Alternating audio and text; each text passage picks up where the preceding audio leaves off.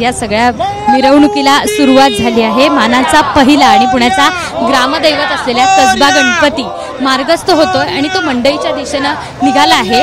चांदीच्या रथात अत्यंत पारंपरिक पद्धतीने हा जो गणपती आहे तो विराजमान झाला आहे आणि त्यानंतर ही सगळी मिरवणूक आहे ती मंडईकडे मार्गस्थ झाल्याचं आपल्याला दिसून येत आहे। जो बाप्पा आहे, बाप्पाचा चेहरा देखील अनेक गोष्टी बोलून जात आहेत आणि इथले जे कार्यकर्ते आहेत ते देखील या मिरवणुकीसाठी उत्सुक आहेत। अर्थात बाप्पा पुढच्या वर्षी येईलच, पुढच्या वर्षीही बाप्पाची सेवा करायला मिळेलच, मात्र पुन्हा वर्षभर या बाप्पाची वाट बघावी लागणार आहे।